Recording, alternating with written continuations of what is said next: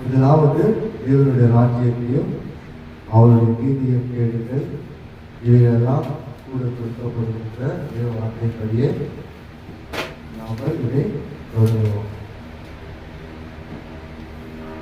கர்த்தராகிய பிதாவாகிய தேவனாலும் கர்த்தராகிய இயேசு கிறிஸ்துவினாலும் உங்கள் அன்பின் வாழ்த்துக்கள்.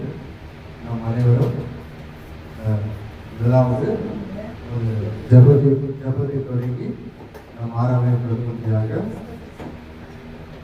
ஜெபித்து தரும்படியாக பிரதர் ஊழியக்காரராகிய ஜோசப் பிரதரை ஜெபித்தவரை அழைக்கிறோம்.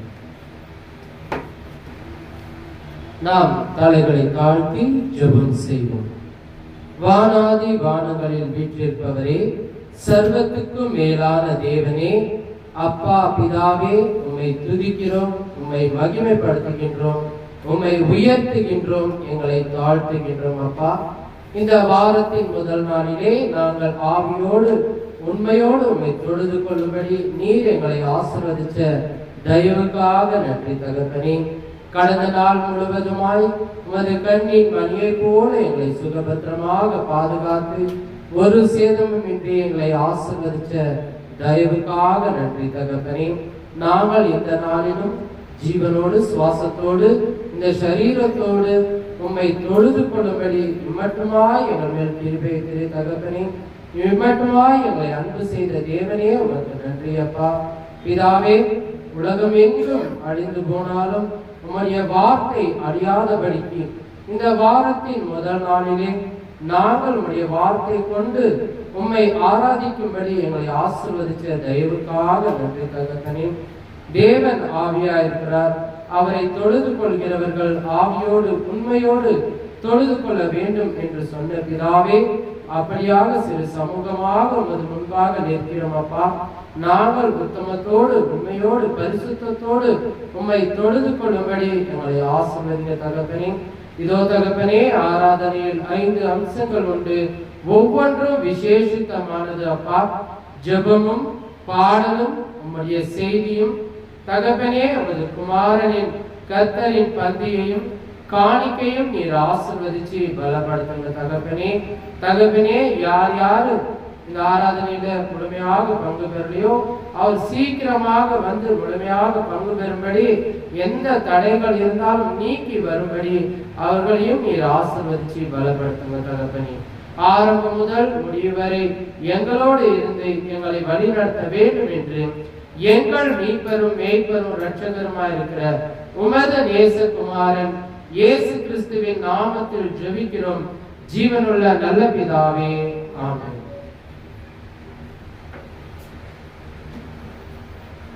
ஜெபித்து தந்த ஊழியர்களுக்கும் நன்றி கூறுகிறோம். இப்பொழுது நம்ம தேவனை ஆராதிக்கும்படியாக பாடல் வழியாக நாம் செல்லலாம். பாடலுக்கு உதவி செய்யும்படியாக சபையின் ஊழியரும் ஒருவருமான பிரதரை அன்போடு அழைக்கிறோம்.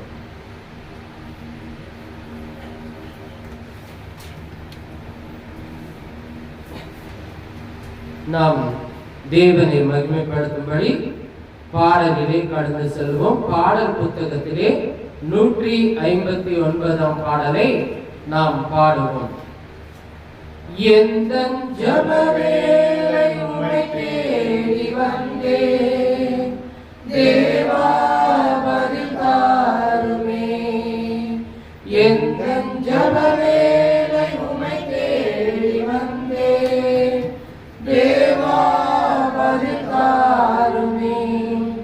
எந்தன் கோட்டை எந்தன் தஞ்சம் நீரே, உம்மை நாடி வந்தேன். எந்தன் கோட்டை எந்தன் தஞ்சம் நீரே, உம்மை நாடி வந்தேன். எந்தன் ஜெபவேளை உம்மை தேடி வந்தேன், தேவா பதில் தாருமே.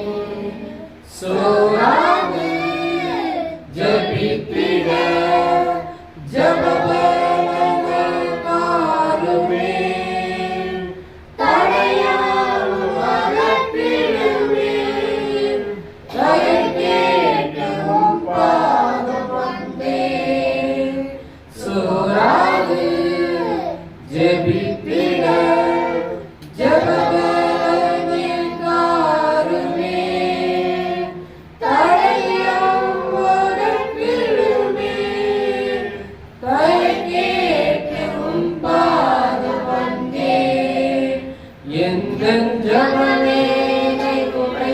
தேடி வந்தேன் தேவா பதில் தாருமே உம்மோடு என்னாலும் ஜெபித்திட செய்யுமே கர்த்தாவே உம் வார்த்தையை கேட்டிட காத்திருப்பேனே உம்மோடு என்னாலும் ஜெபித்திட செய்யுமே கர்த்தாவே உம் வார்த்தையை கேட்டிட காத்திருப்பேனே எந்தன் ஜபவேளை உம்மை தேடி வந்தேன் தேவா பதில் தாருமே நம்பிக்கை இல்லாமல் அலைகின்ற மாந்தர்களை மீட்கிறேன் என் தேவனே போராடி ஜெபிக்கின்ற தேவா நம்பிக்கை இல்லாமல் அலைகின்ற மாந்தர்களை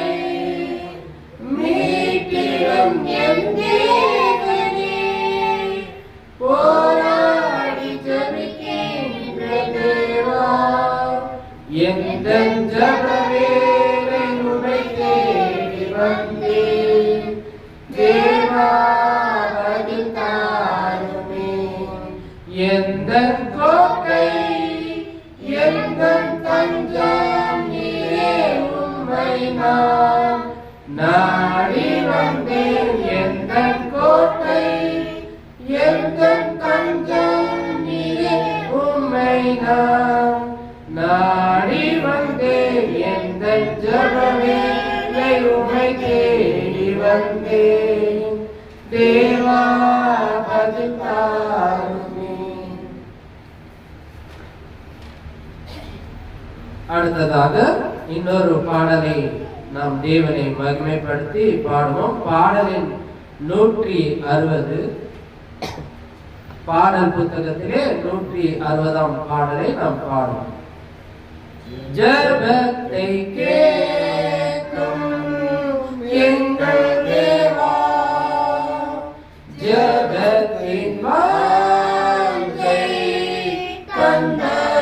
தந்தருளும் ஜெபத்திலே தரித்திருந்து ஜெபத்தின் மேன்மை காண செய்வீர் ஜெபமே தேவன் ஜெபம் பெற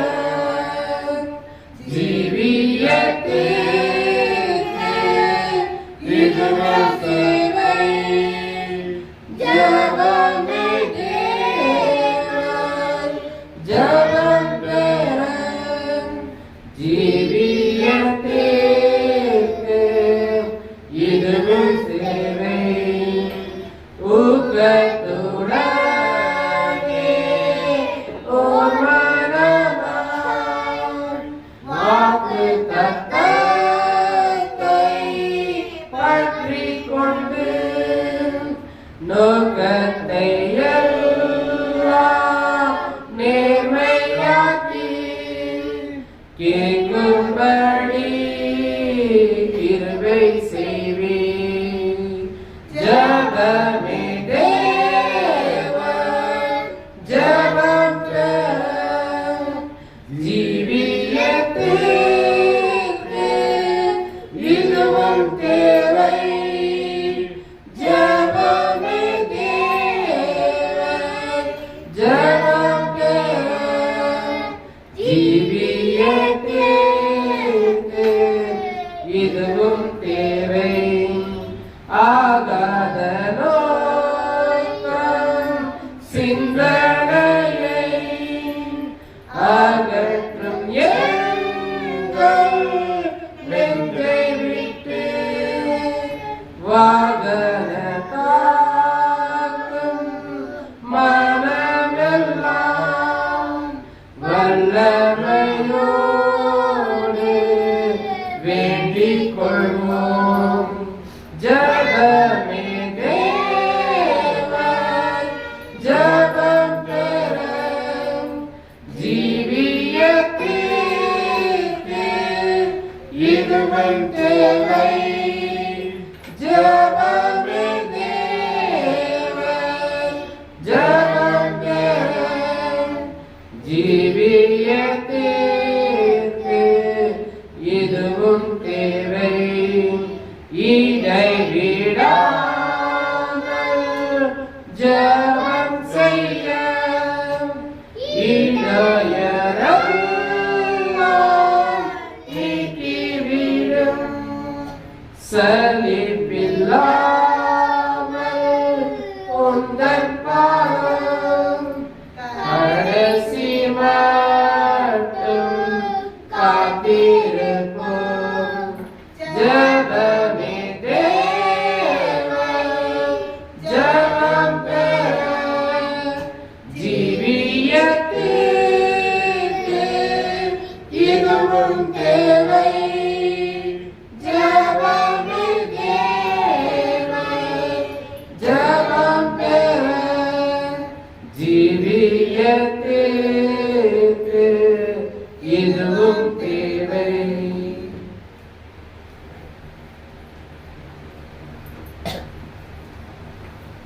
பாடலை பாடிய சகோதரருக்கு சபையின் சார்பாக வாழ்த்துக்களை தெரிவிக்கிறோம்.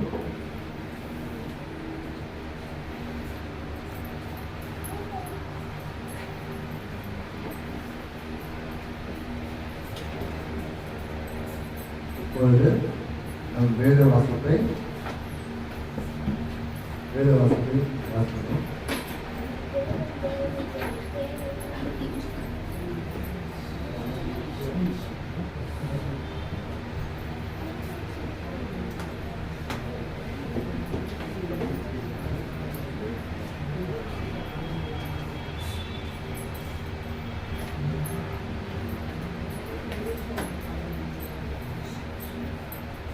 யோவான் எழுதிய சுவிசேஷம் 20ஆம் அதிகாரம் வசனம் 5, 6, 7, 8, 9. யோவான்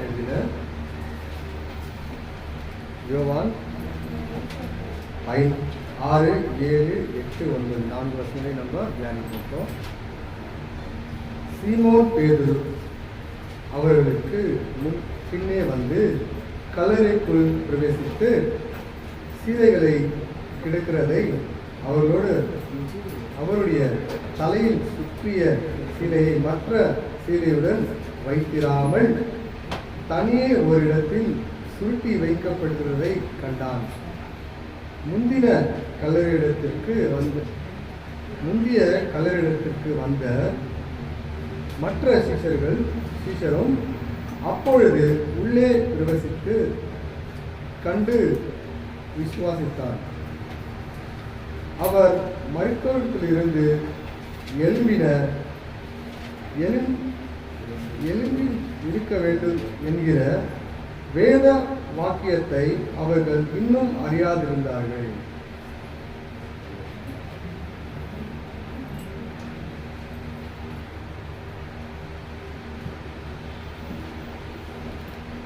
இப்பொழுது தேவ செய்தியை கொடுக்கும்படியாக அதுக்கு முன்பாக ஒரு ஜெபத்தை ஜெபித்து தரும்படியாக சகோதரர் ராஜேந்திரரை சபையின் சார்பாக அழைக்கிறேன்.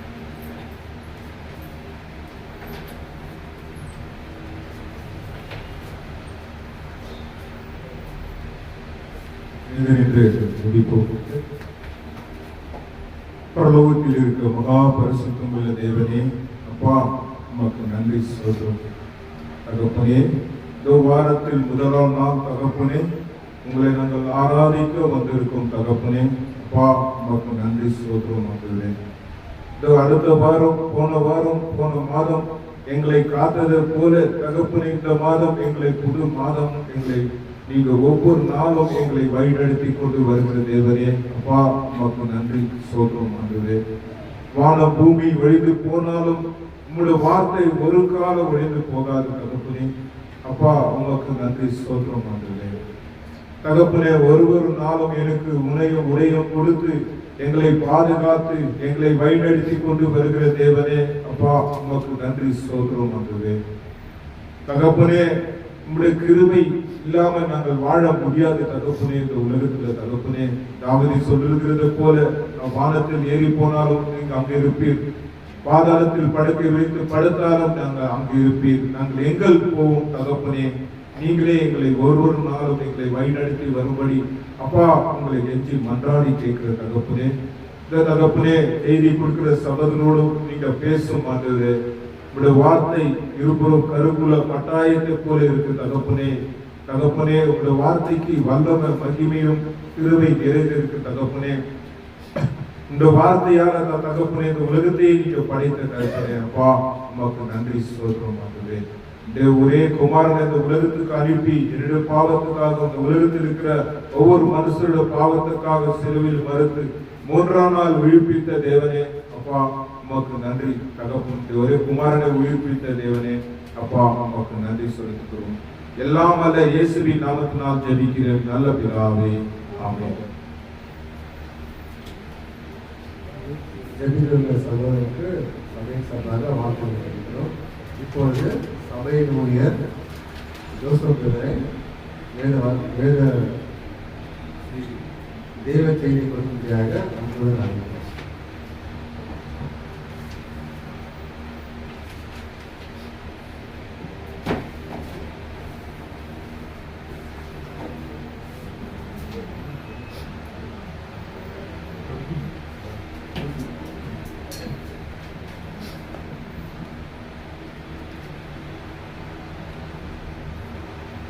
கூடி வந்திருக்கிற தேவ பிள்ளைகள் உங்கள் யாவருக்கும் நம் ஆண்டவரும் இரட்சகரும் மீட்பருமா இருக்கிற இயேசு கிறிஸ்து நாமத்திலே வாழ்த்துக்களை தெரிவித்துக் கொள்கிறேன்.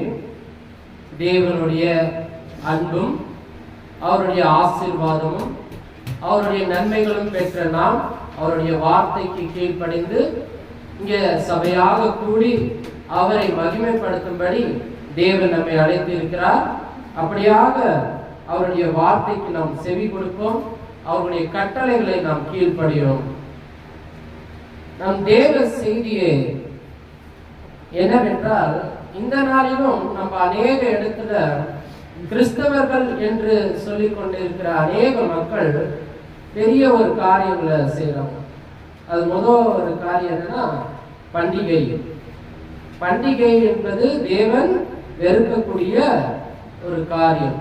ஆனா மனிதர்களுடைய சந்தோஷத்துக்காக பண்டிகைகளை உருவாக்கிட்டு அது தேவனுக்கு என்று சொல்லி தேவனுடைய வார்த்தையை அவமானப்படுத்துகிறார். ஈஸ்டர் என்பது வேதத்தில் இல்லாத ஒரு வார்த்தை. இயேசு கிறிஸ்து உயிர் தெழுந்தார் என்று பண்டிகையாக கொண்டாடுங்கன்னு அப்போஸ்தலர்களும் சொல்லல, தேவனும் சொல்லல. மனுஷனால் உபதேசிக்கப்பட்ட உபதேசங்களுக்கு நாம் எப்படி செவி கொடுத்தோம்? ஒரு வார்த்தை பார்க்கலாம். நம்ம அப்போஸ்தலர் 17ஆம் அதிகாரம், புதிய ஏற்பாட்டில் அப்போஸ்தலர்கள் 17ஆம் அதிகாரம் எடுத்துக்கொள்ளுங்க. அப்போஸ்தலர் நடபடிகள் 17ஆம் அதிகாரம் 11வது வசனத்தை வாசிங்க.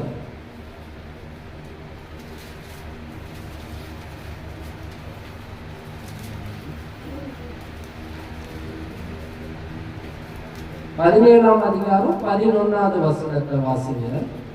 அந்த பட்டணத்தார் மனவாஞ்சியாய் வசனத்தை ஏற்றுக்கொண்டு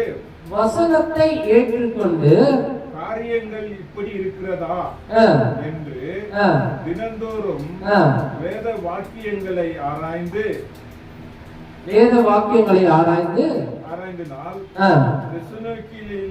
உள்ளவர்களை பார்க்கிலும் நற்குணசாலியா இருந்தார்கள். யாரு இந்த நற்குணசாலிகள்? வேத வாக்கியங்களை ஆராய்ந்து பார்த்தவர்கள்னா பெரோயா என்னும் பட்டணத்தார், சபையார். அவங்க என்ன பண்றாங்கன்னா, தேவனுடைய வார்த்தை இப்படி இருக்குதான்னு தினந்தோறும் ஆராய்ந்து பார்க்கிறாங்க. வேத வாக்கியங்கள் சொல்லி இருக்கிற அந்த கட்டளைகள் இன்றைக்கு நிறைவேறுதான்னு நாம சில நேரங்கள்ல ஆராய்ந்து பார்க்காம போயிடும். நம்ம சொந்தக்கார ஹாப்பி ஈஸ்டர்னா நம்ம என்ன பண்ணிடுறோம், சில நேரங்கள்ல ஹாப்பி ஈஸ்டர்னு சொல்லிடுறோம். அது ஏன்னா வேத வாக்கியங்களை ஆராய்ந்து பார்த்தவர்கள் என்ன சொல்லுவாங்கன்னா, அவங்க கிட்ட கேள்வி கேட்பாங்க. தேவனுடைய வார்த்தை உங்களுக்கு சொல்லி இருக்குதா, இந்த மாதிரி ஈஸ்டர்ன்ற ஒரு பண்டிகையை நீங்க கொண்டாடுங்கன்னு, இல்ல ஹாப்பி ஈஸ்டர்ன்னு சொல்லி இருக்குதா? அப்போ அவங்க என்ன பண்ண மாட்டாங்க, பார்க்க மாட்டாங்க வேதம். ஆனா நாம பார்த்துருக்கோம் வேதத்துல அந்த மாதிரி ஒரு எழுத்தே இல்லைன்னு. அப்ப நாம ஏன் தெரிஞ்சும் தெரியாமலும் நிறைய பேருக்கு இந்த காரியங்களை சொல்றோம்னா, அவங்க மனசு புண்படாத இருக்கும்படி நம்ம ஹாப்பி ஈஸ்டர் இருக்கும். ஆனா தேவனுடைய மனசு புண்படுமா படாதான்னு நம்ம சிந்திச்சே பார்க்கணும். தேவன் எப்படியாப்பட்டவர், அவருடைய மகத்துவம் என்ன எல்லாம் அறிஞ்சு இருக்கிற நாமோ, வேதத்தை ஆராய்ந்து பார்த்து இருக்கிற நாமோ, அடுத்தவங்களுக்கு வேதத்தின்படிதான் புத்திமதி சொல்லணும். பெண்களுக்கு பெண்கள் போதிக்கலாம், ஆண்களுக்கு சபையில போதிக்கிற அதிகாரம் தேவன் கொடுத்திருக்கிறார். அப்போ இப்படியாப்பட்ட காரியங்கள் நம்ம சிந்திக்கும் போது, இயேசு கிறிஸ்து மரித்தாரா,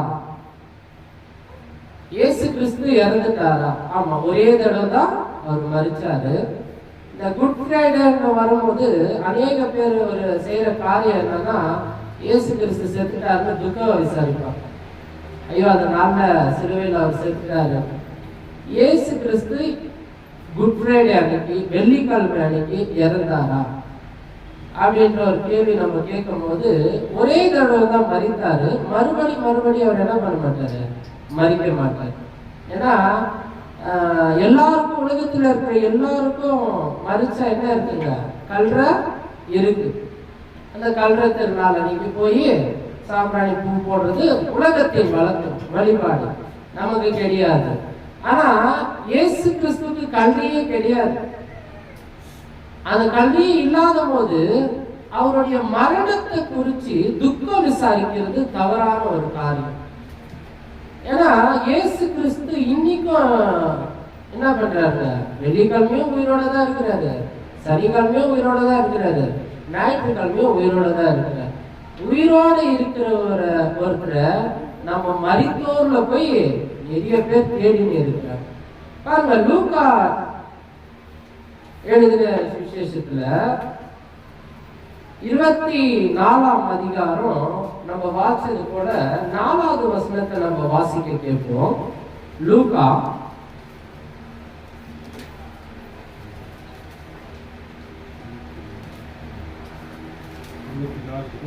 24ஆம் அதிகாரம் 4வது வசனம். அதை குறித்து மிகுந்த கலக்கம் இருக்கையில் பிரகாசம் உள்ள படித்த 2 பேர் அவர்கள் அருகே வந்து நின்றார்கள். என்ன நடக்குதுன்னா, இயேசு கிறிஸ்து மரித்தாருன்ட்டு அந்த 2 ஸ்திரீகள் ஓடி வந்து என்ன பண்றாங்க, அவர் இறந்துட்டாரு, சனிகள் ஓடியாடுறாங்க. வந்து பார்க்கும் போது இயேசு கிறிஸ்து அங்க கிடையாது. அப்போ அவங்க அழுகுறாங்க, ஐயோ இயேசு கிறிஸ்து யாரும் தூக்கின்னு போயிட்டாங்க, அவரை என்ன பண்ணாங்கன்னு தெரியலன்னா அவங்க கலக்கம் அடிக்கிறாங்க. அப்ப அவங்க யாரு நின்று நிற்கிறதுங்க, 2 தூதர்கள் நிற்கிறாங்க. வாசிங்க 5வது வசனம். அந்த ஸ்திரீகள் பயப்பட்டு தலை கவிழ்ந்து தரையில் நோக்கி அந்த 2 பேரும் அவர்களை நோக்கி நீங்கள் மற்றவர்களிடமிருந்து தேடுகிறது என்ன சொல்றாருங்க, உயிரோடு இருக்கிற இயேசு கிறிஸ்துவ உலகத்தை என்ன பண்ணிடுறாங்க, வெள்ளிக்கிழமை சாகடிச்சிடுறாங்க, சிலுவையில துணியை போடுறாங்க, அது ஒரு சடங்காச்சாரம் வேற பண்ணிடுறாங்க. ஆனா வெள்ளிக்கிழமை இயேசு இறந்துட்டாருன்னா உயிரோடு தான் இருக்கிறாரு. அன்னைக்கே அவங்க என்ன பண்ணிட்டாங்க, இயேசு இறந்துட்டாருன்னு போய் சாம்பிராணி தூப கலசெல்லாம் எடுத்து ஓடுறாங்க. ஆனா அவங்க வந்து தூதர்கள் இங்கே சொல்றாங்க, இயேசு கிறிஸ்து மரித்துட்டாரு, இனிமேல் அவர் என்ன பண்றாங்க, உயிரோடு இருக்கிறாரு. உயிரோடு இருக்கிறவரை நீங்க மரித்தவர்களை ஏன் தேடுறீங்க? வாசிங்க அப்படியே 6வது வசனம்.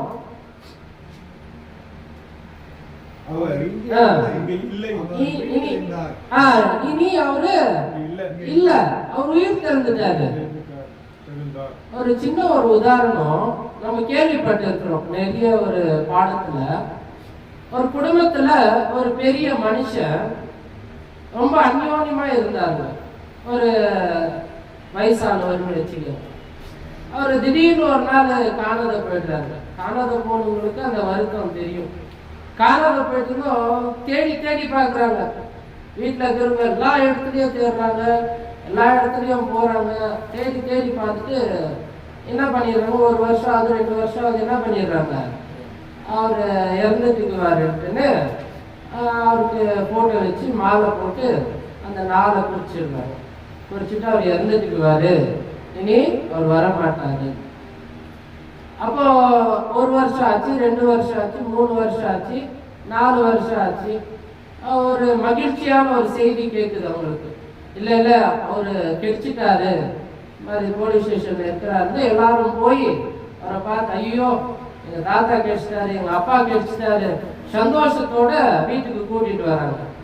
கூட்டிட்டு வந்து ரொம்ப மகிழ்ச்சியா இருக்கிறாங்க. நல்லா ஆடு எல்லாம் வெட்டி சாப்பிட்டு ரொம்ப சந்தோஷமா இருக்கிறாங்க. அந்த சந்தோஷமா இருக்கிற நேரம் ரொம்ப நல்லா இருந்துச்சு. மறுபடியும் அவரு காணாத போன அந்த நாள் வருது, அவரு இறந்த நாள் அந்த நாள் வருது. அந்த போட்டோக்கு மறுபடியும் மாலை போட்டு அந்த இறந்த நாள்னு துக்கம் விசாரிச்சா உயிரோட இருக்கிறவருக்கு என்ன ஆகும்? சந்தோஷமா இருக்கணும், வருத்தமா இருக்கணும். ஏன்னா அவர் தான் உயிரோடு வந்துட்டாரு, அவர் சாகல. ஆனா அந்த நாளை செத்துட்டாருன்னு நம்ம துக்கம் விசாரிச்சா இப்ப இயேசு கிறிஸ்துக்கு எப்படி இருக்கும்? உயிரோடு இருக்கிற இயேசு கிறிஸ்துவ செத்துட்டாருன்னு வெள்ளிக்கிழமை துக்கம் விசாரிக்கிற அவங்கள இயேசு கிறிஸ்து என்ன பண்ணுவார்? நான் உயிரோடு இருக்கும் போது எனக்கு சடங்காசாரம் செஞ்சுன்னு இருக்கிறாங்கன்னு தான் நான் வருத்தப்படுவேன். எவ்வளவு பெரிய காரியம் செய்யறாங்க. அப்ப அந்த தாத்தாக்கு குடும்பத்துல நான் வந்துட்டேன், நான் உயிரோட இருக்கிறேன், எனக்கு போய் திரும்பி அந்த கேண்டில் பூவெல்லாம் போட்டு துக்கம் விசாரிக்கிறாங்க. இயேசு கிறிஸ்து மரணத்தை நினைவு கொள்றது வேற, அது துக்க நாளா விசாரிக்கிறது வேற. வாரத்தின் முதல் நாள்ல அவருடைய மரணத்தை நம்ம நினைவு கூறணும். ஆனா இயேசு கிறிஸ்து மரித்துட்டாருன்னு துக்கம் விசாரிக்கிறது இயேசு கிறிஸ்துவுக்குள்ள தேவன் அங்கீகரிக்கவே மாட்டார். நிறைய குடும்பங்கள்ல இப்படிதான் நடக்குது. ஏன்னா வேதத்தை தினந்தோறும் ஆராய்ந்து பார்க்காத தொட்டு நாம சில நேரங்கள்ல உலகத்தின் மனிதர்களோடு கலந்து விடுறோம். அப்போ தேவனுக்கு மிக வருத்தமா இருக்கும். அவருடைய கோப ஆக்கினியை நம்ம என்ன பண்ண முடியாது, தாங்கவே முடியாது. கிறிஸ்துவின் சபையார் தெளிவா இருக்கிறாங்க. நீங்க எந்த கிறிஸ்துவின் சபையை ஒரு குரூப்ல பார்த்தாலும் இந்த ஈஸ்டரை பத்தி விளக்கம் சொல்லுவாங்க. ஈஸ்டர்னா யாரு, அது எப்படி வந்தது, அதோடைய வரலாறு என்னன்னு சொல்லுவாங்க. ஆனா ஈஸ்டர் வந்து கிறிஸ்துவின் சபையார் கொண்டாட மாட்டாங்க. ஏன்? அவங்க வேதத்தை ஆராய்ந்து பார்க்கிற நற்குணசாலிகள்.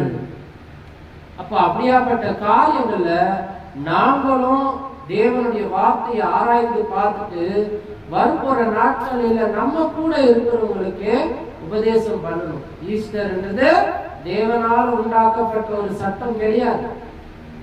இயேசு கிறிஸ்து வெள்ளிக்கிழமை மரித்துட்டாருன்றது தேவனால் உண்டாக்கப்பட்ட ஒரு சட்டம் கிடையாது. அவர் ஒரே தடவை தான் மரித்தாரு, மறுபடியும் வருஷம் சாகடிக்கிறது எவ்வளவு ஒரு துக்ககரமான காரணம்.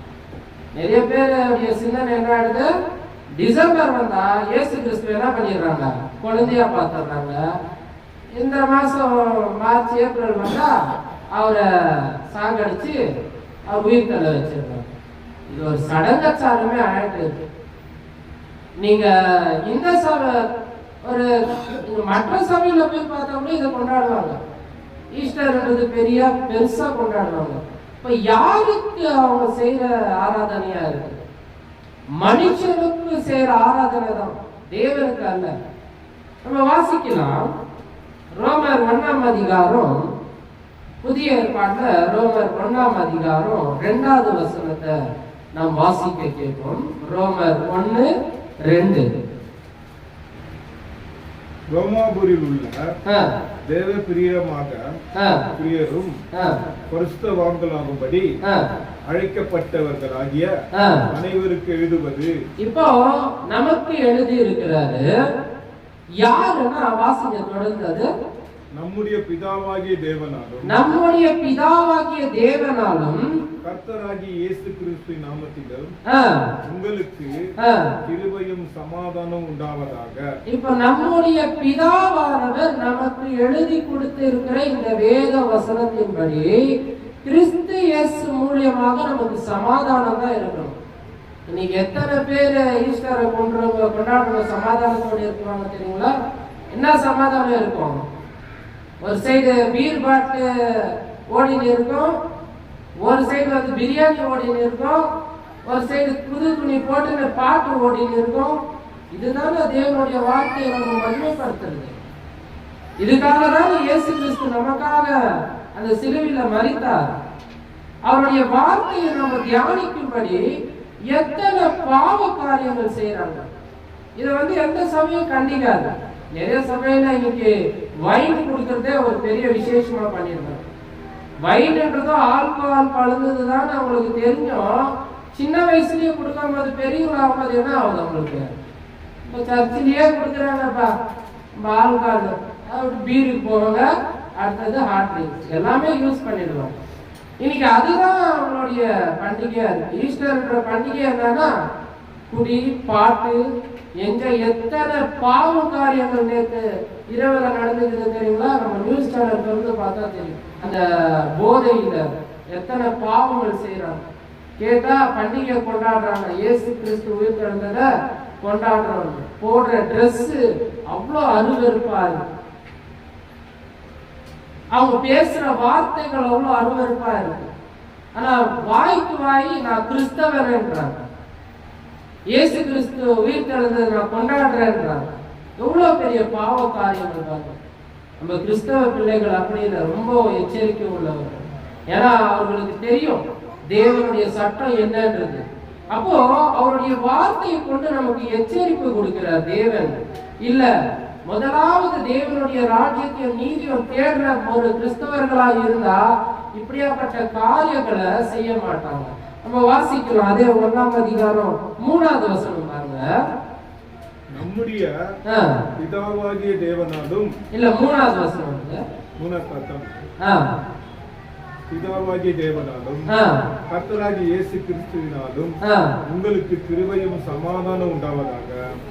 4வது வசனம் இயேசு கிறிஸ்துவை குறித்து தேவன் நம்முடைய தீர்க்கதரிசி மூலமாய் பரிசுத்த வேத வாக்கியங்கள் முன்னே நம்முடைய சுவிசேஷத்தை பற்றி வாக்குத்தத்தம் பண்ணத்தக்க கர்த்தராகிய இயேசு கிறிஸ்துவானவர் மாம்சத்தின்படி தாவீதின் சன்னதியிலே பிறப்பதற்கு பரிசுத்தமுள்ள ஆவியின்படி தேவனுடைய சுதந்திரர் என்று மரித்தோரிலிருந்து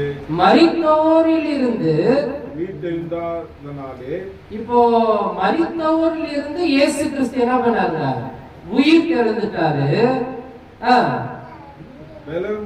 பலம் ரூபமாகப்பட்டு தேவகுமாரனாக ஆயிட்டார். அவர் தேவனுடைய குமாரனாக இருக்கிறார். எல்லாருக்கும் மரணம் என்று ஒரு நாள் இருக்கும், சரீர மரணம் நிச்சயமா இருக்கும்.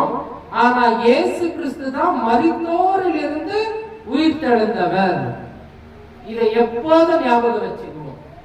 ஆனா எத்தனை பேர் வந்து நம்ம கிட்ட இல்ல குட் ஃப்ரைடே அன்னைக்கு இயேசு கிறிஸ்து மரித்தாருன்னு சொல்லும் போது அவர் மரித்த இல்ல, உயிர் தெழுந்துட்டாரு.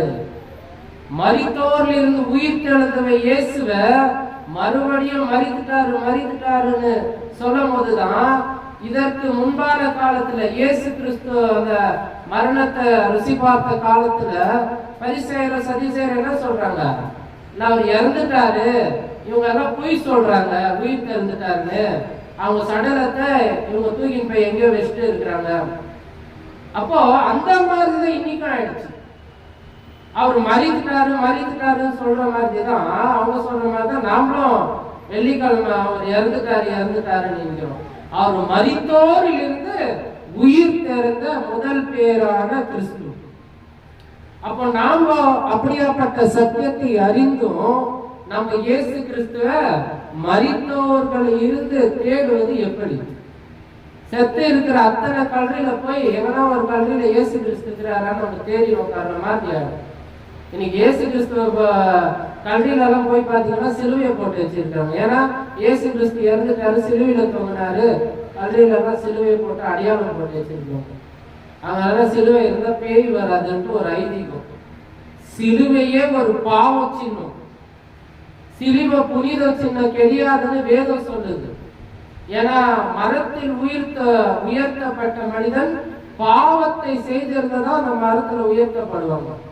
நமக்கு எல்லாம் தெரியும், அந்த இயேசு கிறிஸ்துவ சிலுவையில் அடையும் போது 2 பேர் கல்லர்களை அடிக்கிறாங்க. கல்லர்களை தான் அறிவாங்க, தவறு செய்தவர்களை தான் அறிவாங்க. இயேசு கிறிஸ்து மேல பொய்யான ஒரு பாவத்தை சுமத்தி அவரை சிலுவையில் அடிய வைக்கிறாங்க பரிசேயர் சதுசேயர். ஆனா இயேசு கிறிஸ்து மரித்தது என்னன்னா ஆவிக்குரிய பாவங்களை நீக்கும்படிதான் அவர் மரிக்கிறார். அவர் உயிர் தெழுந்துட்டார். நாமளும் ஞானஸ்தானம் எடுக்கும் போது அந்த பாவத்திலிருந்து மரித்து உயிர் தெழுந்துட்டோம். இனி நமக்கு அந்த ஆத்மா மரணம் கிடையாது. ரொம்ப சந்தோஷமா இருக்கும். நம்ம ஞானஸ்தானம் எடுத்ததும் ஆத்மா மரணம் நமக்கு இல்ல, தேவன் ஆசீர்வதிச்சிட்டாரு. அப்படி இல்ல. சத்தியத்தின்படி செவி கொடுக்காத எந்த ஒரு மனுஷனும் நித்திய ஜீவனுக்கு போகவே முடியாது. இன்னைக்கு இத்தனை பேர் ஏன் வந்து உட்காரணும்? ஏன் எத்தனையோ சந்தோஷம் நாள், இன்னைக்கு நாள் எவ்வளவு சந்தோஷமான நாள், எவ்வளவு என்ஜாய் பண்ற நாள், ஏன் இங்க வந்து உட்காரணும்? ஏன்னா நம்ம ஆத்மா முதல் ரட்சிக்கப்படும். விடுதலைன்றது மிக முக்கியமானது. அது ஒரு மரணத்தினாலதான், ஒரு மனுஷனுடைய மரணத்தினாலதான் நமக்கு கிடைச்சிருக்குதுன்னு நாம வாரத்தின் முதல் நாள்ல அவரை தியானிக்கும்படி வந்திருக்கிறோம். பாருங்க, ரோமர் 6ஆம் அதிகாரம் 7வது வசனம் பாருங்க. அப்படியே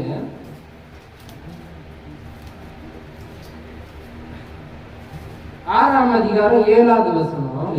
மரித்தவன் பாவத்துக்கு நீக்கி விடுதலையாக்கப்பட்டு இருக்கிறான். மரித்தவன் பாவத்துக்கு நீக்கி அவன் விடுதலையாக்கப்பட்டு இருக்கிறான். 8வது, ஆகையால் கிறிஸ்துவுடனே நாமும் மரித்தோரிலிருந்து அவரோடு கூட பிழைத்திருந்தும் நாம இப்ப என்னவா இருக்கிறோம்? பிழைத்து இருக்கிறோம், உயிரோடு இருக்கிறோம். எங்கன்னா நம்ம நித்திய ஜீவன்ல நம்ம பேர் என்ன பட்டு இருக்குங்க? எழுதப்பட்டிருக்கு. அதனால் இயேசு கிறிஸ்துவும் ஒரே தடவை தான் மரிச்சாரு. ஞானஸ்தானத்துல நம்ம பாவத்துல ஒரே தடவை தான் நமக்கு மரணம். நாம நித்திய ஜீவனுக்கு போகும்படி தேவன் நம்மை உயிர்த்து எழுந்து வச்சிருக்கிறாரு. அதே 6ஆம் அதிகாரம் 9வது வசனம் வாசிங்க. கிறிஸ்து இனி மரிப்பதில்லை என்று அறிந்திருக்கிறோம். நாம எல்லாம் தெரிஞ்சிருக்கிறோம். நமக்கு வேதத்தை ஆராய்ந்து பார்க்கும் போது நம்ம நற்குணசாலியா இருக்கிறோம். தினந்தோறும் வேதத்தை ஆராய்ந்து பார்க்கிறோம். இனி அவருக்கு மரணம் இல்லை, ஒரே தடவை தான் மரணம். மறுபடியும் வருஷம் அவர் மரிக்கிறது இல்ல, அவருக்கு துக்கம் விசாரிக்கிறது பாவம். இப்போ ஒருத்தர் இன்னைக்கு ஹாஸ்பிட்டல்ல அட்மிட் ஆயிட்டாரு. அட்மிட் ஆயிட்டு நோய் வந்திருக்கு, மாத்திரை மருந்தெல்லாம் கொடுத்து குணமாயிட்டாரு. குணமாயிட்டு அந்த அட்மிட் ஆகும்போது அவர் துக்கமா இருக்கும். ஐயோ எனக்கு இந்த மாதிரி நோய் வந்துடுச்சேன்னு துக்கமா இருக்கலாம். குணமாயிட்ட பிறகு மறுபடியும் அதே வருஷம் தான் வருது, அடுத்த வருஷம். அப்போ அவரு நல்லா தான் இருக்கிறாரு. நல்லா இருக்கும் போது அவர் துக்கம் விசாரிக்குவாரா? எனக்கு அந்த நாள்ல நோய் வந்துச்சு அதுக்குன்னு அவர் திரும்பி போய் அட்மிட் ஆக போவாரா? கிடையாதுங்க. அவரு நல்லா ஆயிட்டாருன்னு சந்தோஷம் படுவாரே தவிர எனக்கு மறுபடியும் அந்த நோய் வந்திருக்குதுன்னு போய் அட்மிட் ஆக மாட்டேன். இப்போ நல்லா ஆயிட்டேன்னா நான் குணம் ஆயிட்டேன், நான் பாவத்திலிருந்து விடுதலை ஆயிட்டேன், நான் நோயிலிருந்து வெளியே வந்துட்டேன், நான் மரணத்திலிருந்து விடுதலை ஆயிட்டேன். இயேசு கிறிஸ்து எப்படி ஒரே தடவை மரித்து உயிர் தெரிந்தாலும் இனி அவருக்கு மரணம் இல்லையோ, கிறிஸ்தவர்களுக்கு அப்படிதான். இனி நமக்கு அந்த ஆவிக்குரிய மரணம் இல்லை. நான் உயிர் தெழுந்துட்டேன், நான் இயேசுவோடு வாழ்ந்து இருக்கிறேன். அதுக்குதான் இயேசு கிறிஸ்து சொல்றது, இது கிறிஸ்துவின் சபை. கிறிஸ்து நமக்கு தலையா இருக்கிறார், நாம எல்லாம் அவருடைய அங்கங்களா இருக்கிறோம். அப்ப நாம அவரோட உயிர் தெழுந்துட்ட பிறகு இனி நம்ம பாவத்துல இருக்கிறோம் நம்ம எப்படி நினைக்கிறோம்? இல்ல வருஷமா ஞானஸ்தானம் எடுக்கிறோம். நம்ம ஒரே ஞானஸ்தானம் தான். கிறிஸ்துவின் சபையில வரும்போது பாவத்திலிருந்து விடுதலை பெற்று உலகத்தின் கவலையிலிருந்து, பிரச்சனை, துக்கங்களிலிருந்து எல்லாத்திலையும் விடுதலை பெற்று நாம தேவனோடு ஒன்றித்து வாழ்வதுதான் அந்த விடுதலை, ரட்சிப்பு. நிறைய பேர்கிட்ட போய் கேட்பேன், நிறைய சகோதரர்கிட்ட அவங்க சொல்லுவாங்க, நான் கிறிஸ்துவுக்குள்ள ரட்சிக்கப்பட்டுட்டேன், சுவிசேஷத்தை அறிந்து இருக்கிறீங்களான்னா தெரியும் அப்படின்வாங்க. என்னன்னா இயேசு கிறிஸ்து மரணம், அடக்கம், உயிர் தெழுதல், அப்புறமா புதிய ஏற்பாடு சட்டங்கள், பழைய ஏற்பாடு சட்டங்கள் எல்லாமே சொல்லுவாங்க. சுவிசேஷனா என்ன அப்படின்னு கேட்கும்போது அதோடைய தெளிவு அவங்களுக்கு இருக்காது.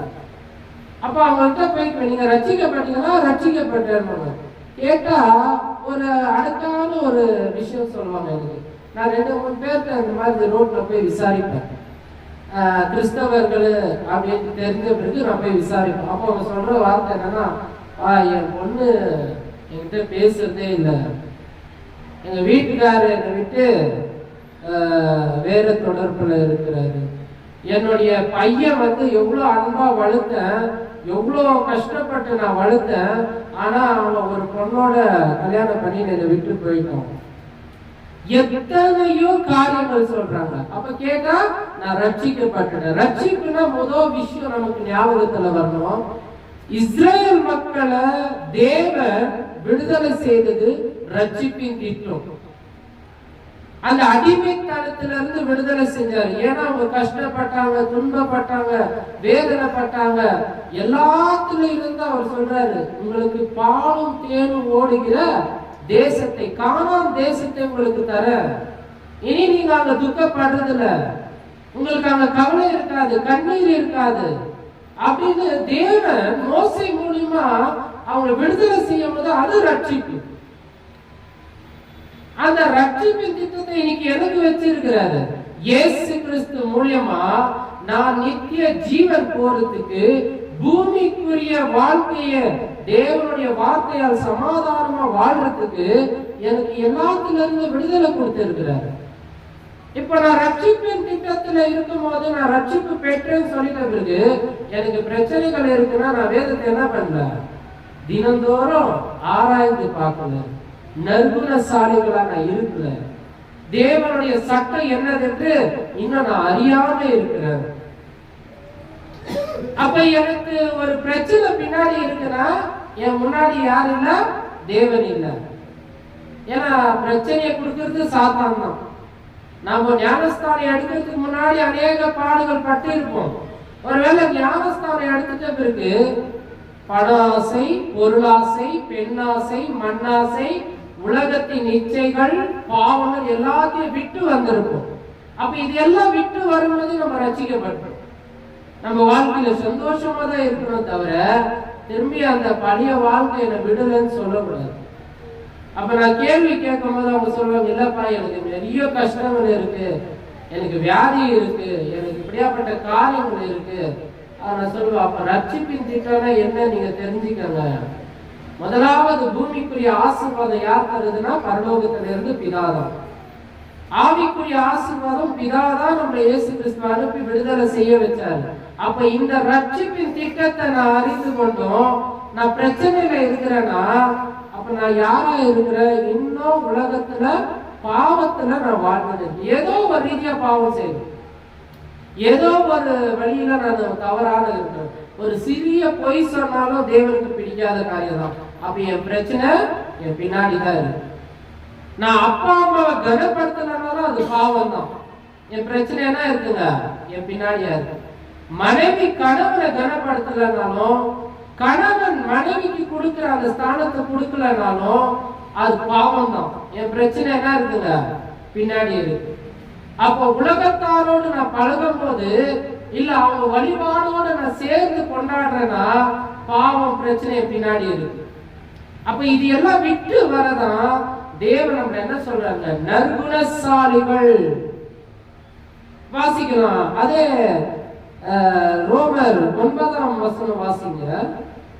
இன்னொரு சார், மருத்துவலிருந்து இருந்த கிறிஸ்துவை இனி மறுப்பதில்லை, அறிந்திருக்கிறோம்.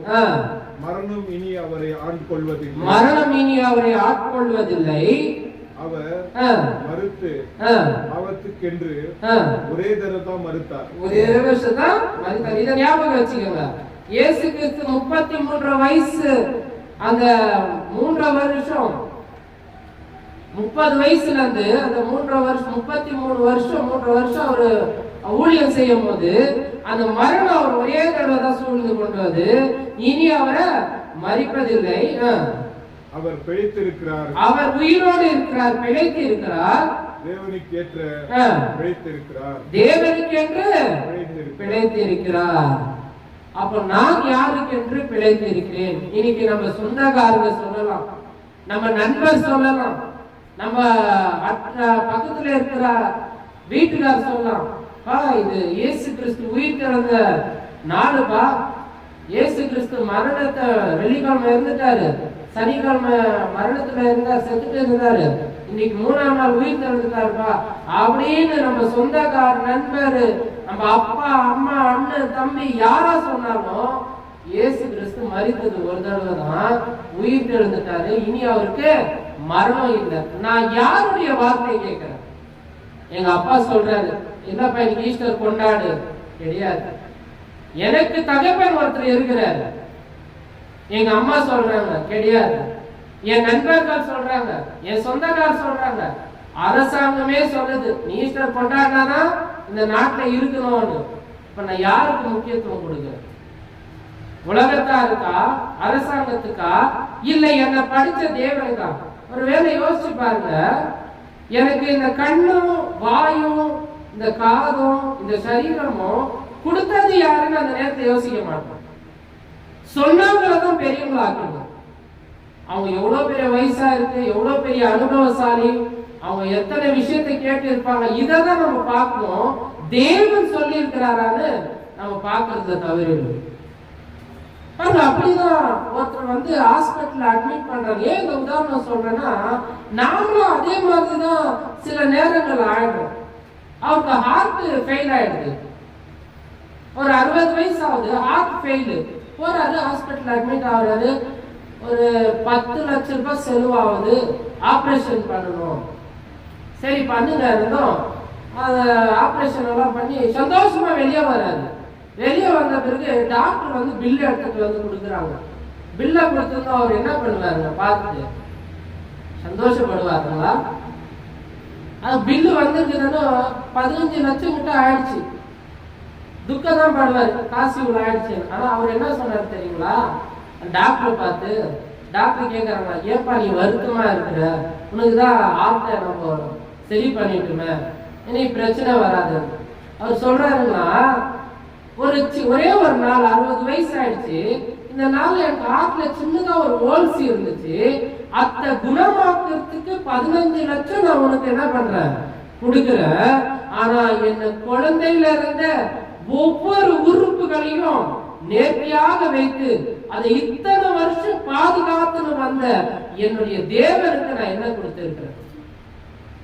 என்ன படிச்ச பிதாக்கு நான் என்ன கொடுத்திருக்கிறேன்? அப்ப எவ்வளவு ஒரு காரியம் பாருங்க. எனக்கு சிறு குழந்தையில இருந்து அந்த ஹார்ட்டை குடிக்க வைக்கிறதாகட்டும், அந்த கண்ணு பார்க்க வைக்கிறதாகட்டும், இந்த வாய் பேசும்படி, இந்த மூளை செயல்படும்படி இவ்வளவு ஒரு அற்புதமான தேவன் நம்மளை படிச்சிருக்கிறாரு. ஆனா சிறு பிரச்சனைன்னு வரும்போது ஹாஸ்பிட்டல்ல போய் காசு கொடுக்கும் போது தான் தெரியுது அதோடைய வேல்யூ என்ன, அந்த இருதயத்தின் வேல்யூ என்ன, கண் ஆபரேஷன் பண்ணும் போது அந்த கண்ணினுடைய அந்த வேல்யூ என்னன்னு அப்பதான் தெரியும். அது வரைக்கும் நமக்கு தெரியாது. அதே மாதிரிதான் ஆவிக்குரிய விஷயமும் நற்குணசாலியாக இருக்கணும். ஏன்னா நம்மளுடைய வாழ்க்கையில மற்றவர்களுக்கு முக்கியத்துவம் தரதை விட தேவனுக்கு முக்கியத்துவம் கொடுத்தாதான் தேவன் நம்மை ஆசீர்வதிக்கிறார். வாசிக்கலாம், யோவான் 14ஆம் அதிகாரம் 6வது வசனம். இந்த வசனம் என்ன சொல்லுது பாருங்க.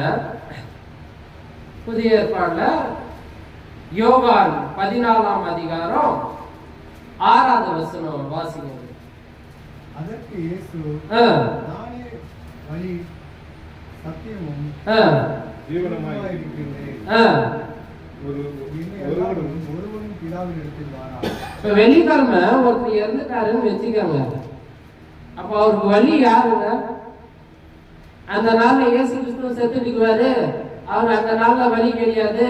ஞாயிற்றுக்கிழமை உயிர் தெரிந்த பிறகுதான் வழின்னு எல்லாரும். அவர் சொல்றாரு பாருங்க, யோவான் 14ஆம் அதிகாரம் 6வது வசனத்தை. அதற்கு இயேசு, நானே வழியும் நானே சத்தியமும் ஜீவனமாய் இருக்கிறேன். நான் தான் ஜீவன் உங்களுக்கு. அப்ப நான் உங்களுக்கு ஜீவனா இருக்கும்போது என்னை எப்படி நீங்க மரித்தோர்ல இருந்து தேடுறீங்க? எவ்வளவு பெரிய அவங்களுடைய ஞானம் பாருங்க எப்படி இருக்கு. நிச்சயமாக ஒரு சத்தியத்தை நம்ம அறிஞ்சு கொள்ளணும். இயேசு கிறிஸ்து சொல்ற ஒவ்வொரு வார்த்தையும் தேவனுடைய வார்த்தை. இத நம்ம குடும்பத்துக்காக ஆகட்டும், இல்ல என்னுடைய கணவருக்காக, என்னுடைய பிள்ளைகளுக்காக நான் காம்ப்ரமைஸ் பண்ணவே கூடாது. அதான் இயேசு கிறிஸ்து மிக ஜாக்கிரதையா இருந்தார். ஏன்னா இயேசு கிறிஸ்து போதனை பண்ணும் போது சீஷர்கள் வந்து சொல்றாங்க, உன்னுடைய தாயும் தம்பியும் வந்து நிற்கிறாங்க. இயேசு கிறிஸ்து, இருப்பா நீங்க எல்லாம் இருங்க, போய் பார்த்துட்டு வரேன். நான் போனேன். என்ன இந்த படிச்ச என்ன வயிற்றுல இருந்து சுமந்து என்ன பெற்றெடுத்த தாய் அப்படின்னு யாருக்கு முக்கியத்துவம் கொடுத்தாங்க பாருங்க. அவங்க அம்மாவுக்கு கூட ஒரு முக்கியத்துவம் கொடுக்கல. இன்னைக்கு நிறைய பேர் அம்மான்னு ஓடுறவங்க கூட நிறைய பேர் இருக்கிறாங்க. அவங்க அம்மாவுக்கு முக்கியத்துவம் கொடுக்கல, அவங்க தம்பிக்கு முக்கியத்துவம் கொடுக்கல. தேவனுடைய வார்த்தையை யாரு கேட்டு அதன்படி கீழ் பண்றாங்களோ அவங்கதான் எனக்கு தாயும் தகப்பனும் தம்பி எல்லாமே. அப்போ அவர் கொடுத்த முக்கியத்தை இன்னைக்கு நாம ஏன் சில கிறிஸ்தவர்கள் கொடுக்க மாட்டேன்றோம்? என்னுடைய அண்ணன் சொல்லிட்டான், என்னுடைய தம்பி சொல்லிட்டான், என்னுடைய நண்பன் சொல்லிட்டான், இன்னைக்கு பண்டிகையை நம்ம போய் கொண்டாடுறோம்னா இயேசு கிறிஸ்து கொடுத்த முக்கியத்துவம் நம்ம என்ன பண்றோம்? அவமானப்படுத்துறோம். அப்ப நானே வழியும் சத்தியமும் ஜீவனுமாய் இருக்கிறேன். அப்ப இயேசு கிறிஸ்துவோடைய வார்த்தையை கேட்கறது தான் என்னுடைய வாழ்க்கையில முதல் வேலை. அந்த சத்தியம் என்னும் வசனத்தை கேட்கறது தான். இன்னைக்கு சத்தியம்னாலே எல்லாம் பைபிளை எடுத்துக்கிறாங்க. சத்தியம்ன்றது யாருன்னா இயேசு கிறிஸ்து மட்டும்தான். அவர் வாயில பொய்ன்றது இல்லவே இல்லை. அப்போ நானே வழியுன்றார். அந்த வழியில யார் போறாங்கன்னா கிறிஸ்தவர்கள் மட்டும்தான். கிறிஸ்தவர்கள் மட்டும்தான் நித்திய ஜீவன்ல நிக்குவாங்க. ஏன்னா நம்ம அவருடைய வார்த்தையை தியானிக்கும். வாசிங்க அதே 7வது வசனம் பாருங்க.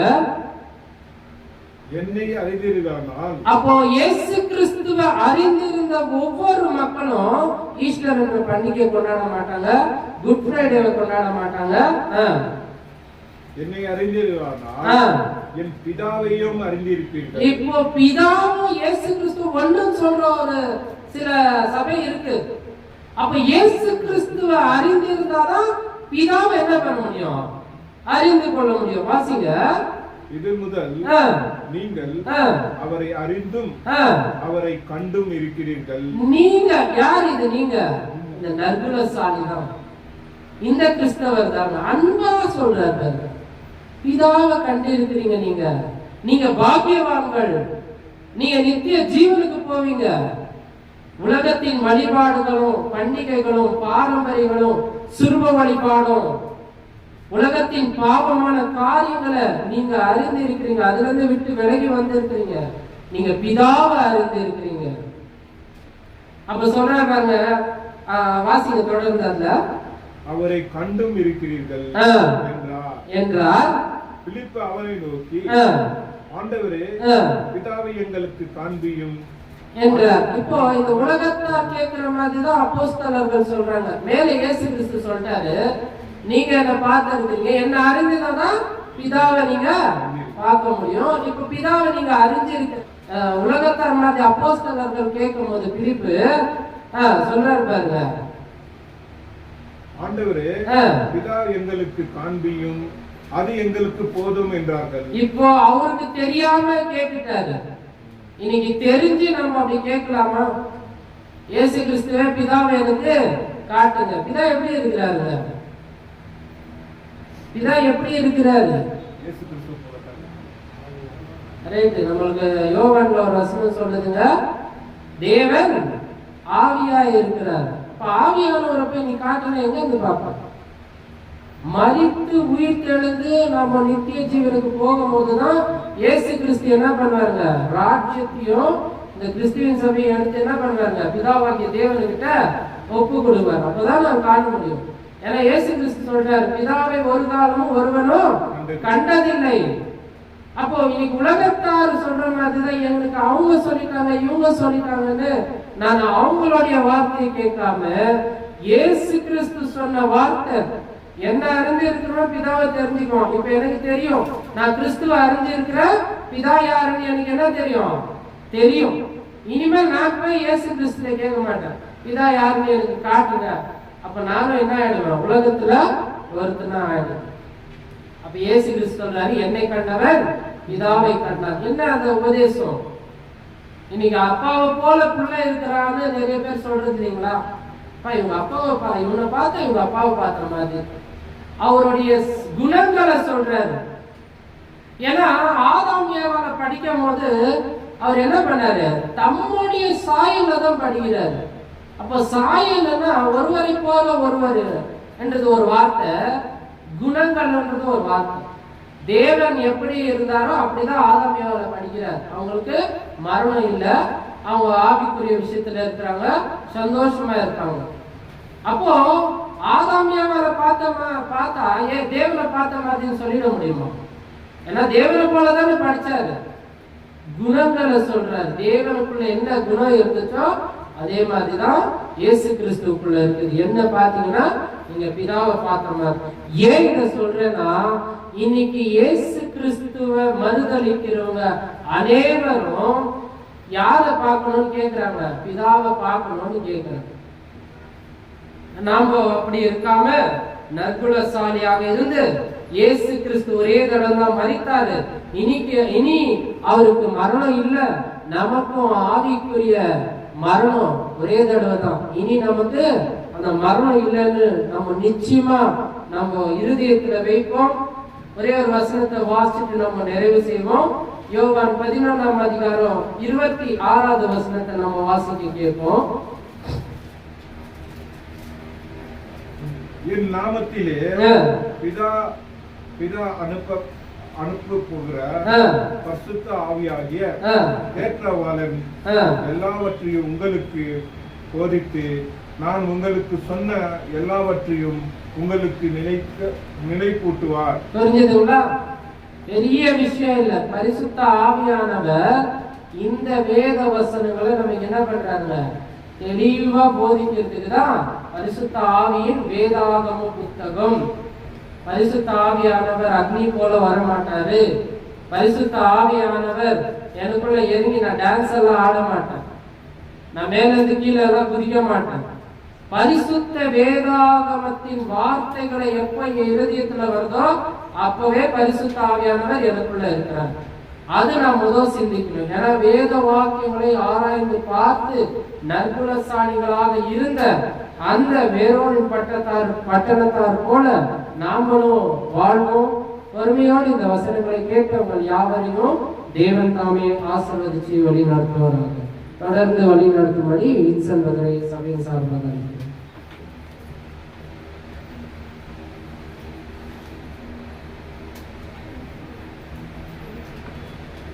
தேவனுடைய வசனத்தை நம்மளுக்கு கொடுத்த சபையினருக்கு சபையின் சார்பாக வாழ்த்துக்களை தெரிவிக்கிறோம். ரொம்ப அருமையான வார்த்தை சொன்னாரு. நம்ம பாரம்பரியமா எப்படி உலக பிரமாணம்னா கிறிஸ்துவின் சபை இல்லாதவர்கள் எப்படி இந்த ஒரு தினத்தை தேவன் உயிர்த்தெழுந்த தினத்தை வந்து ஈஸ்டர் எப்படி கொண்டாடுகிறாங்க அப்படி நாம கொண்டாடாம வேத வசனத்துல அந்த பட்டணக்காரங்க பார்த்தா வசனத்தை படிச்சாங்க, அவங்க எப்படி வந்து வேத வசனத்தை ஆராய்ந்து பார்த்தாங்களோ அப்படியாக நாம கிறிஸ்துவின் சபையாக நம்ம இருக்க வேண்டும் என்று நேரத்தை நமக்கு சொன்னாரு. அதுக்காக அந்த சபையின் சார்பாக வாழ்த்துக்கள் தெரிவிக்கிறோம். அதுக்காக மறுபடியும் ஒரு தேவனை ஆராதிக்கும்படியாக ஒரு பாடலின் மூலியமாக நம்ம பாடலுக்கு உதவி செய்யும்படியாக சபையின் ஊழியரும் போதகருமான ஜோசப் பிரதையும் ராஜன் பிரதையும் எல்லாரும் அழைக்கிறோம்.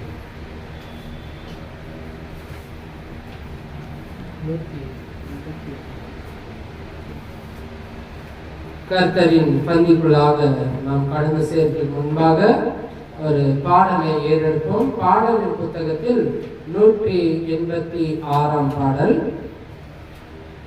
இயேசு கிறிஸ்து இந்த மரணத்தை குறித்து இந்த பாடல் இருக்கிறது. அனைவரும் சேர்ந்து நமது பாடலை ஏறெடுப்போம். சிலுவை சுமந்த இயேசு சிந்திய ரத்தம் புரளோடியே நதி போலவே பாய்கின்றதே. நன்றி இயேசுவே வா, நன்றி இயேசுவே வா. சிலுவை சுமந்த இயேசு சிந்திய ரத்தம் புரளோடியே சிற்றின்பங்கள் எல்லாம் அழியுமாயே. பொல்லாத சிற்றின்பங்கள் எல்லாம் அழியுமாயே. காணாய் நிலையான சந்தோஷம் பூமியில் கர்த்தரின் நண்பனை வா. காணாய் நிலையான சந்தோஷம் பூமியில் கர்த்தரின் நண்பனை வா.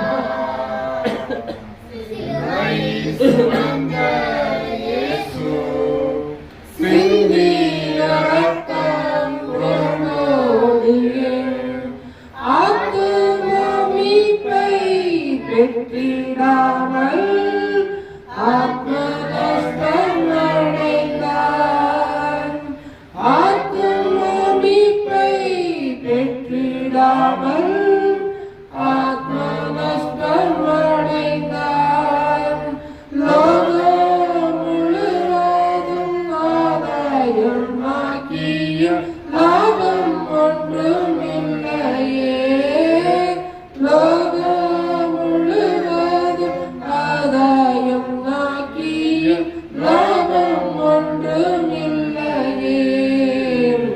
சிலுவை சுமந்த இயேசு சிந்திய ரத்தம் புரண்டோடியே பாவ மனித ஜாதிகளை பாசமாய் மீட்க வந்தார்.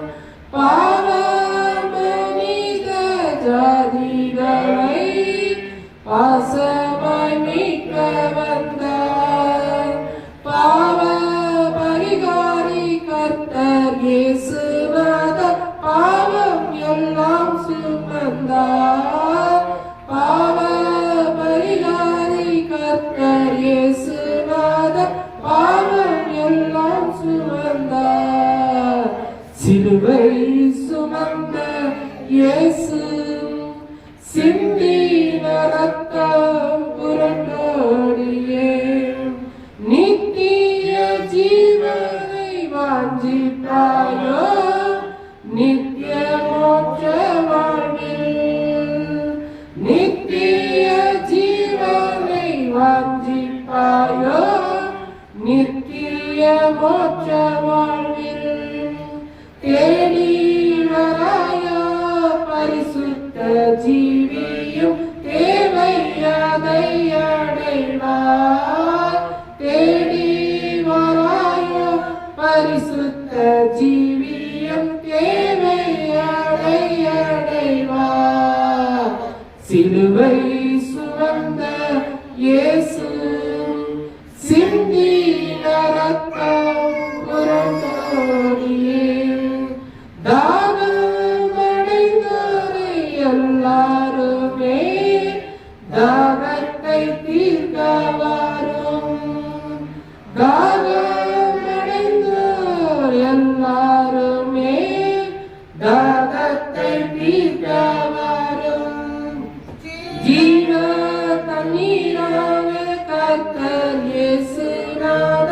ஜீவனுனக்களிப்பார்.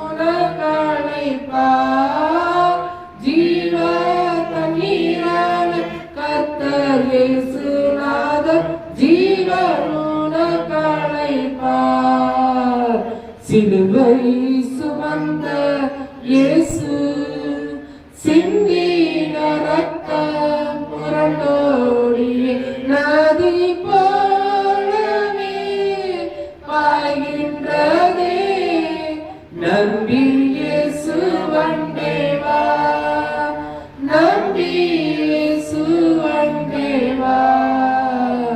சிலுவை சுமந்த இயேசு சிந்தின ரத்தம் புரண்டோடியே.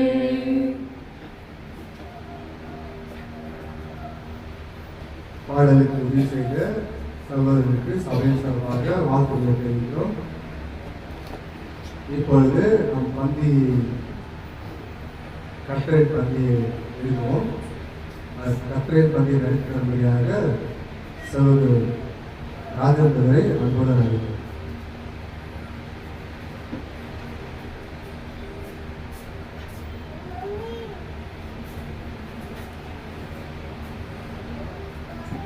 இந்த நேரமானது ரொம்ப முக்கியமான நேரமாக இருக்கிறது. இது நமக்காக இயேசு கிறிஸ்து பிதாவானவர் இந்த உலகத்துக்கு அனுப்பி நம்முடைய பாவத்துக்காக சிலுவில் மறுத்து 3ஆம் நாள் உயிர்த்தெழுந்த அவருடைய பாடுகளை பற்றி நம்ம பார்க்க போறோம். ஏசாயா தீர்க்கதரிசியின் புஸ்தகம் மூலமாக 53ஆம் அதிகாரம் 6வது வசனத்தை படிப்போம்.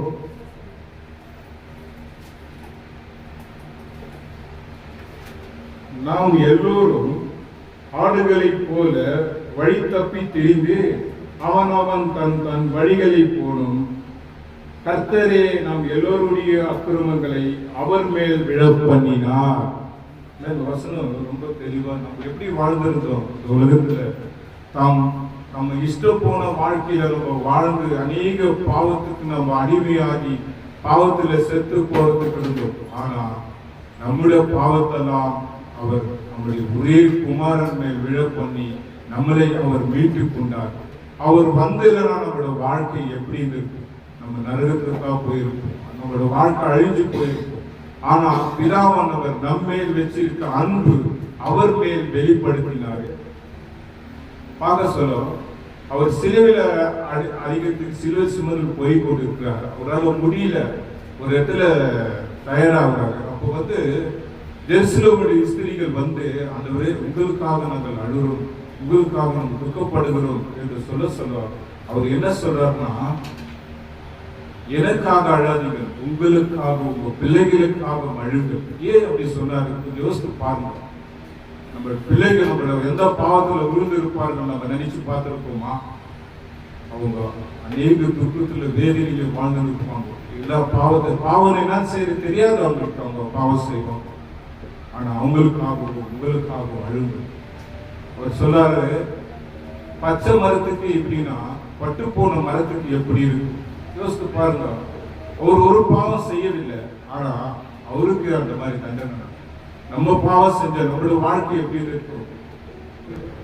இப்போது வசனம் 1 கொரிந்தியர் 11ஆம் அதிகாரம் 24-25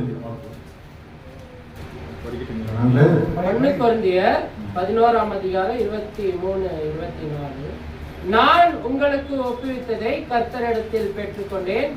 என்னவெனில் கர்த்தராகிய இயேசு தான் காட்டி கொடுக்கப்பட்ட அன்று ராத்திரியிலே அப்பத்தை எடுத்து ஸ்தோத்திரம் பண்ணி அதை பிட்டு, நீங்கள் வாங்கி புசியுங்கள், இது உங்களுக்காக பிற்கப்படுகிற என்னுடைய சரீரமா இருக்கிறது, என்னை நினைவு கூறும்படி இவை செய்யுங்கள் என்றார்.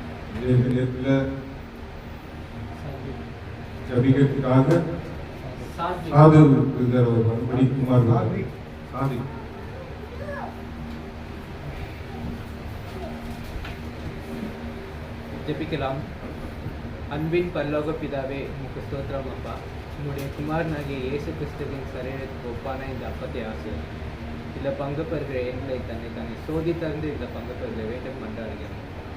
இதில் பங்கு பெறுகிற ஒவ்வொரு மாதம் இயேசு கிறிஸ்துவின் நாமத்தில் கேட்கிறேன் என்று ஜீவனுள்ள பிதாவே.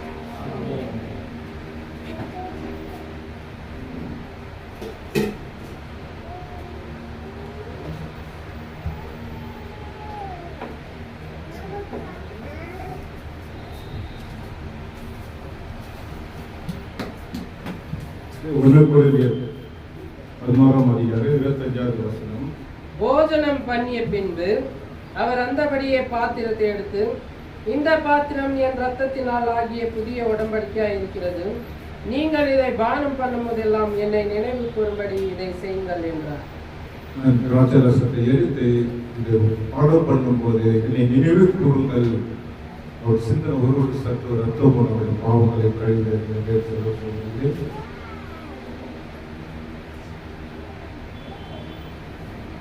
எங்கள் நேசிக்கின்ற தகப்பனே, அப்பா, இந்த தகப்பனே, இப்படி ஒரே குமாரனை இந்த உலகத்துக்கு அனுப்பி என்னுடைய பாவத்துக்காகவும் இந்த உலகத்தினுடைய பாவத்துக்காகவும் சிலுவையில் மறுத்து ரத்தத்தை எங்களுக்காக செஞ்சினேன்.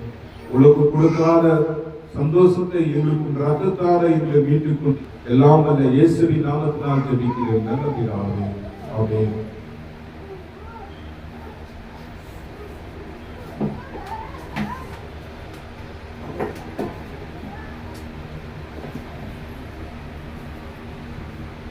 காணிக்கை என்றது இது சபைக்காக தேவையா இருக்கிறது.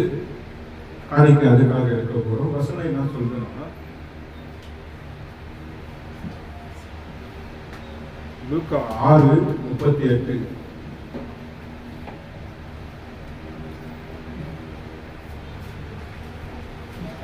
கொடுங்கள் அப்போது உங்களுக்கு கொடுக்கப்படும். நீங்க கொடுக்க எந்த அளவில் அழுக்கிறீர்களோ அந்த அளவு உங்களுக்கும் அளக்கப்படும்.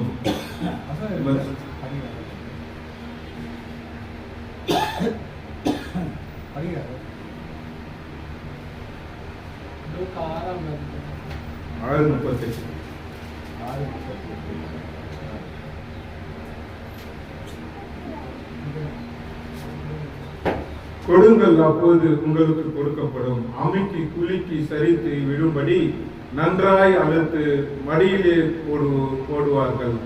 நீங்கள் எந்த அளவு அழுக்கிறீர்களோ அந்த அளவு உங்களுக்கும் அழுக்கப்படும். நம்ம முழுத்தோடு கொடுத்தோம்னா அவர் நமக்கு அமைக்கு குலுக்கி கொடுக்குவாரு சொல்றது. காணிக்கை சபைக்காக தேவைப்படுகிறது.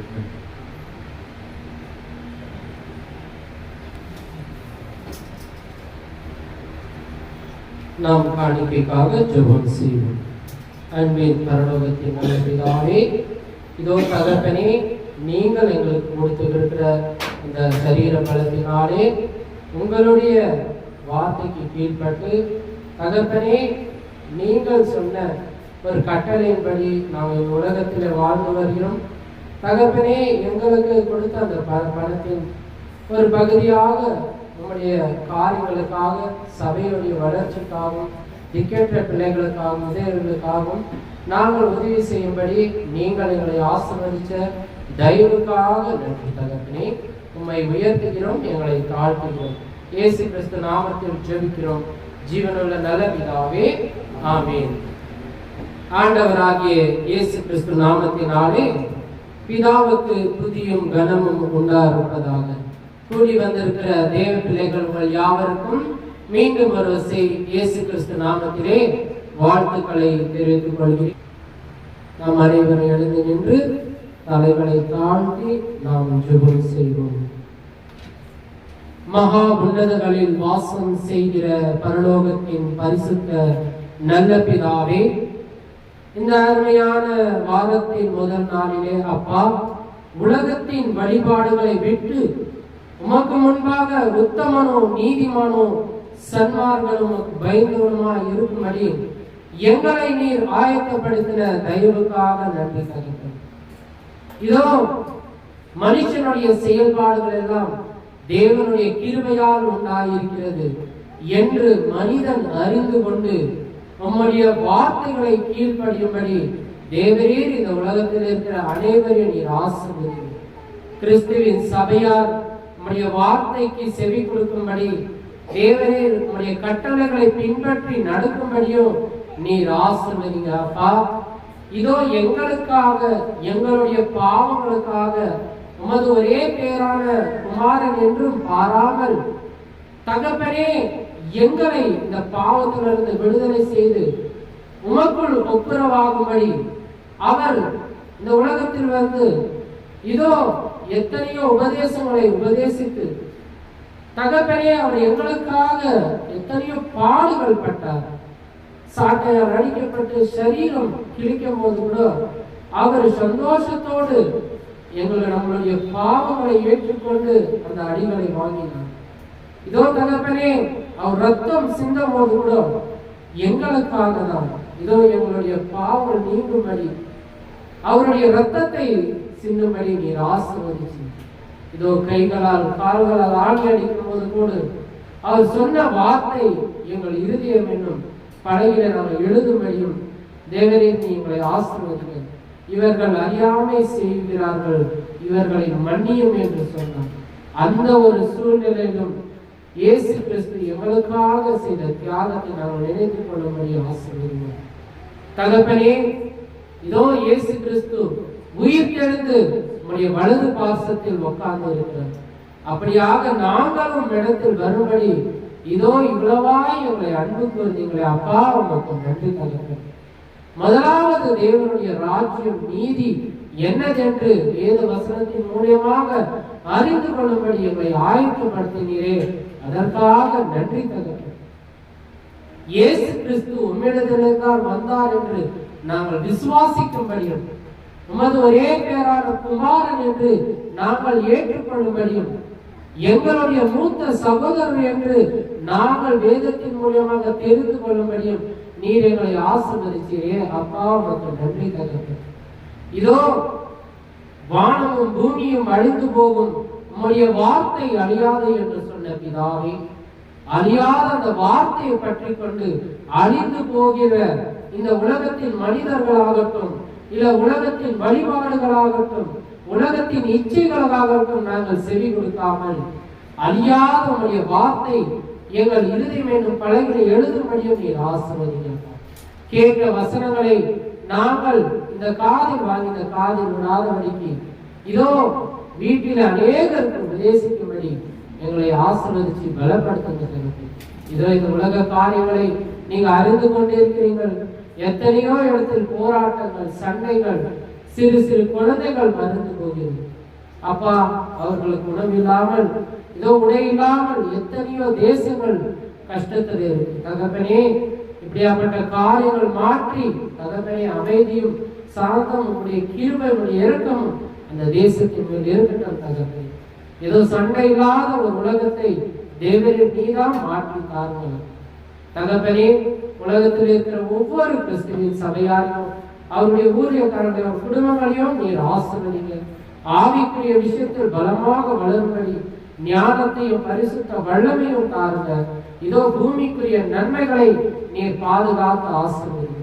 உலகத்தில் இருக்கிற எல்லா மனிதரும் சந்தோஷமாக சத்தியத்தோடு உடைய வார்த்தைக்கு கீழ்பட்டு நடக்கும்படியும் நீர் ஆசீர்வதிச்சு பலப்படுத்துங்க. இதோ தகப்பனே, தலை சாய்த்திருக்கிற ஒவ்வொரு சகோதர சகோதரிகளையும் நீர் ஆசீர்வதிங்க தகப்பனே. அவர்கள் தேவை என்னதென்று நீ அறிந்திருக்கிறீர். அவர்கள் கையின் பிரயாசங்களும் அவர்களுடைய இருதயங்கள் யோசனைகளுடைய சிந்தனையின்படி அவர்கள் வாழும்படி ஆசீர்வதிங்க தகப்பனே. தகப்பனே, இப்பொழுது நாங்கள் நம்மை விட்டு பிரிந்தாலும் உம்முடைய நேசக்கரம் எப்போது எங்களோடு இருந்து எங்களை வழிநடத்த வேண்டும் என்று எங்கள் மீட்பரும் மேய்ப்பர் இரட்சகருமாய் இருக்கிற உமது நேசகுமாரன் இயேசு கிறிஸ்துவின் நாமத்தில் ஜெபிக்கிறோம் ஜீவனுள்ள நல்ல பிதாவே, ஆமென். ஸ்தோத்திரம் ஸ்தோத்திரம் ஸ்தோத்திரம்.